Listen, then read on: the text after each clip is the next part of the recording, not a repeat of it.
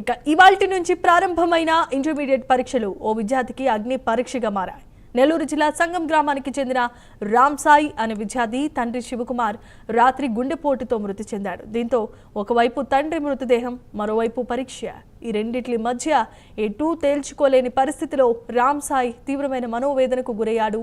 దీంతో కుటుంబ సభ్యులు, కళాశాల కరెస్పాండెంట్, సన్నిహితుల ప్రోత్సాహం మేరకు దుఃఖాన్ని దిగమింగుకొని పరీక్ష రాశాడు. అయితే తండ్రి ఆశయాలను నిలబెట్టుకునే లక్ష్యంతోనే ఈ పరిస్థితుల్లో పరీక్ష రాస్తున్నానని రామ్ సాయి భావోద్వేగమయ్యాడు.